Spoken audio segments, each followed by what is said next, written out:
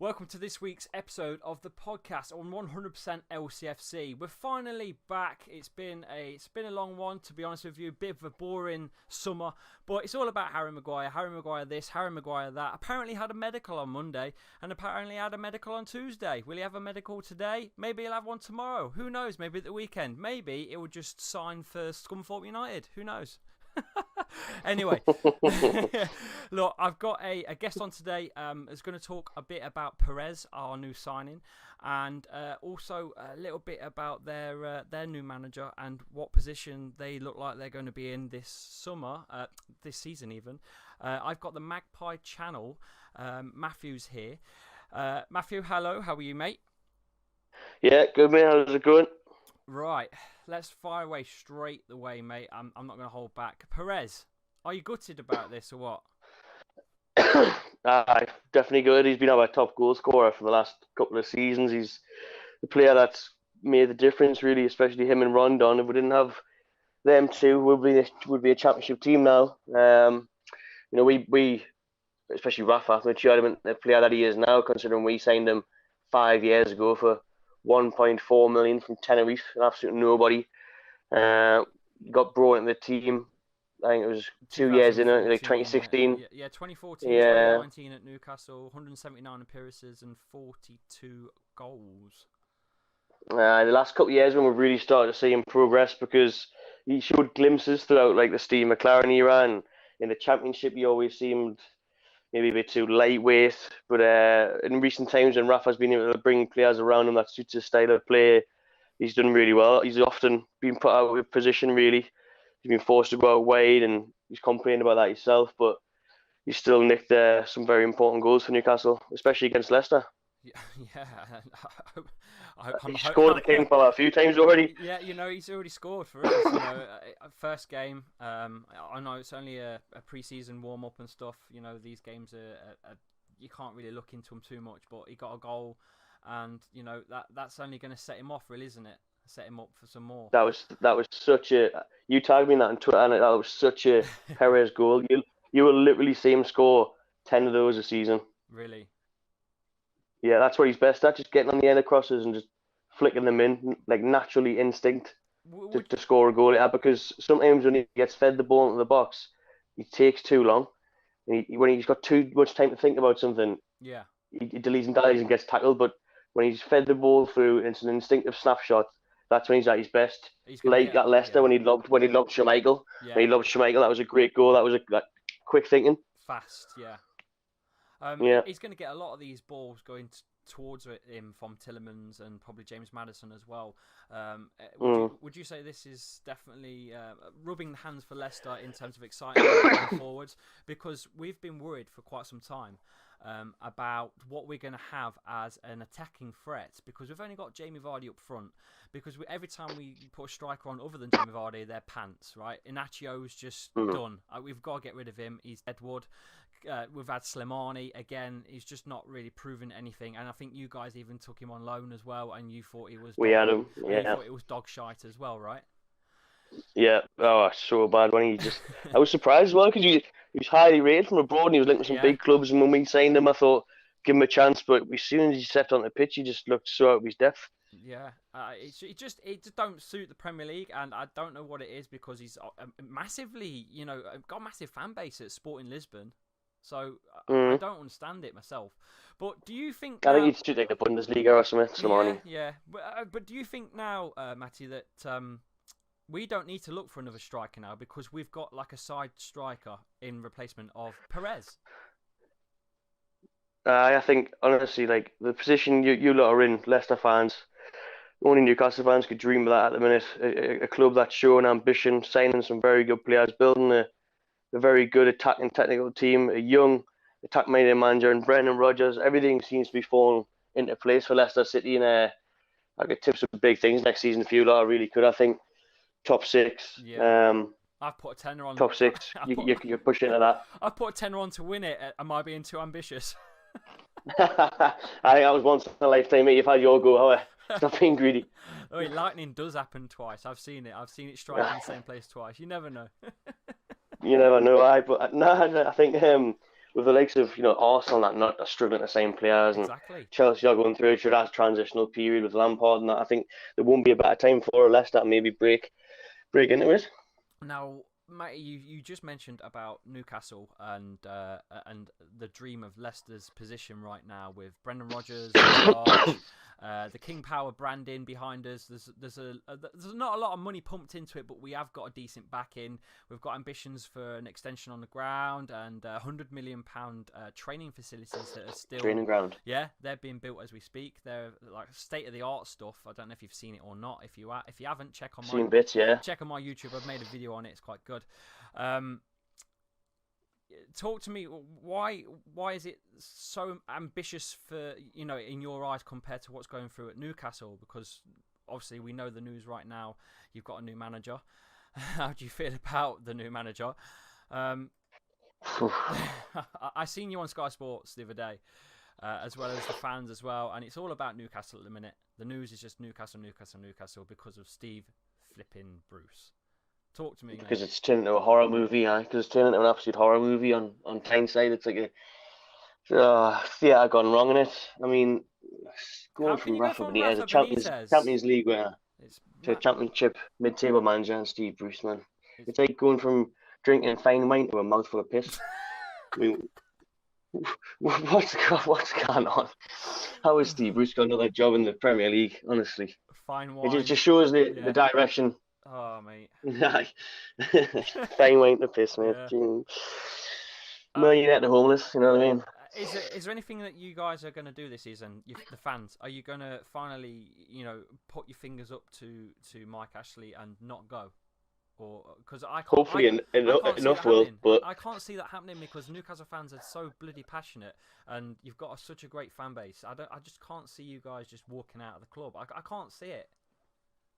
Well, that's it. That's why Mike Ashley knows he can take the mick, because of how passionate Geordie's on, how much they live and breathe the club. But at the end of the day, it is actually starting to turn its tide, because 15,000 season tickets haven't been renewed this summer. I've seen you share that on your Twitter. That's the first time ever. It's normally so hard to get a Newcastle season ticket. Like you can get maybe a few hundred, 1,000 or something right in the gods where you away fans sit, but you never ever get the spaces that are available this year, like pitch side and behind the goal and things like that. To 15,000 not to be there, it's great in the sense that hopefully it is a finger up Ashley, and it's a wake up call, and hopefully he fucks off.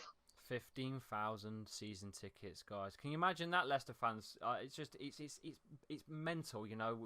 People are lucky to get them on general sale. Exactly. Oh man, I don't know. I don't know what Mike Ashley is doing at your club.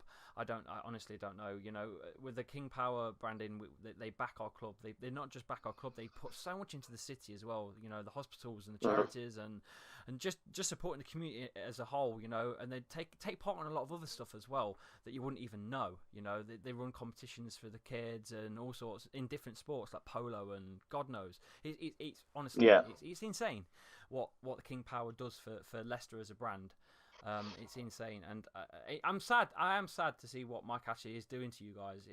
I don't know how you're gonna get out of this. To be honest, I really don't. I think it's got to get a lot worse before it gets better. I'm afraid, honestly, I don't see it. Some fans are hoping for relegation. Really? For the sense that then he'll go, because if Mike Ashley's picking up Premier League TV money, that's why he's not leaving, because he's not investing any money in the club. So the 140 million that he's getting, he's just in his back pocket, straight into other businesses and feeling high street change that he can rejuvenate, and then he's just constantly growing more money thanks to us. It's just using you as a more or less like a growth in a way of for his own pockets, isn't he? He's not absolutely. He's not giving you guys it back. Now I seen a video. I think it was about '96. I think it's Kevin Keegan. It was I think it was you that shared it actually about the fans buying the Matchday magazines, the tickets, the t-shirts, the shirts, everything, and it goes back into the club. Yeah, how we afforded the sign Shearer, because it was due to the fans. Yeah, that's right. That's now gone, right? That's just completely gone. It's nothing about the fans anymore. I'm assuming that no matter what you guys do, I'm sure there's been I'm sure there's been something that you guys have done to try and show Mike Ashley how much of a prick he is at the minute. Yeah. Is there any one of you guys, because you're a big channel, can't you guys sort of get something together and, you know, I don't know, start petitioning and stuff? You should surely be able to do something by now. Well, that's why there's a massive us and the Magpie group, which we're not affiliated, but he's reached out to me on Twitter as well, so we can like help each other's audiences. Yes. There's many groups now that are circulating for the hashtag boycott Arsenal, which is obviously gathered momentum and pace. Huge. Like that's what Sky were covering yesterday. They're saying, like, especially when the game's at home and on Sky, just support local businesses, local bars. Watching Newcastle, watching the city centre. Maybe go protest before and after outside St James's Park, but don't enter St James's Park. Don't give Mike Ashley your ticket money, the beer money, the food money inside the ground, the shirt sales, etc. And those are the steps that you have to take. Him where it hurts. Because that's the only thing he understands. He's defined by greed, and that's the only thing that's going to affect him. Okay, less about Mike Ashley because it's a depressing one for you, I can imagine. I'm gutted as well, mate. I love Newcastle, I really do, and a lot of Leicester fans do. You know, a lot of Leicester fans have been talking about you as well on some of the forums and stuff, like I said, on Facebook and all sorts. And I just hope that you guys can definitely stay up. I don't think it's going to happen. I think you are going to be one of favourites to go down. Definitely, unless something happens in the transfer window. I mean, we all linked to breaking my transfer record again. Not that much. It's only 21 million. Meant to be signing Joe Linton from Hoffenheim, Brazilian striker, for 35 million. I could see Ashley maybe making 2 or 3 signings like that to try and get fans back on his side. But at the end of the day, those signings are going to be managed by Steve Bruce. So we're really going to expect. Steve Bruce, that name. Look, Leicester City. We are, like I say, we are pushing. I'm hoping we're going to push for the top 6. You've already said that we could probably break into that top 6. Is there any other sides other than Leicester City that you think will, you know, be breaking that barrier? I'm going with Wolves personally. Yeah, that was the one I would pick. Absolutely. Yeah, we just got beat off them 4-0 the other day. So that was good. I was about to think. I thought I'd beat you to it. Like, Wolves, they're probably going to strengthen again. Exactly the same as you. They've got owners with ambition. They're not exactly, you know, like you as well. Don't spend extreme amounts, but they're very astute in the players that they do bring in. Again, they've got another young, positive manager in there who likes to play football the right way. I think if anyone, it would be Wolves. Because West Ham spent a bit of money yesterday, didn't they, on that Haller, the striker from Germany. It's starting to get interesting where all this is going, you know. I mean, don't get me wrong, there's a lot of fake news as well about, you know, the whole Harry Maguire thing. You know, that's been going on for quite some time now. Do you think he'll go? Do you think Harry Maguire will go? United? I do think he will go. I mean, unless I am believing the fake news, but like you say, every day he's meant to be joining, and every day nothing happens. So maybe you know something more than me, but from the outside looking in, it definitely looks like a matter of time, like when, not if. Because I thought when I read, unless this was the fake news, but this was Sky as well, where they said that you were getting Lewis Duncan as his replacement. I could totally see both those things happening. Well, £45 million for Dunk, mate. Come on, it's a lot of money. I know I'm saying a lot of money. For 80 mil for Maguire's a lot of money, but we're in a position where we don't even have to sell him. He's on contract for 4 years. We've held a player before, like Mahrez. We've held him back a season. Mahrez, yeah. You know, Vishai, bless his soul, held his ears. So sure, you see that photo of him holding his ears, saying you're going nowhere. True. So at the end of the day, Leicester have got all the power.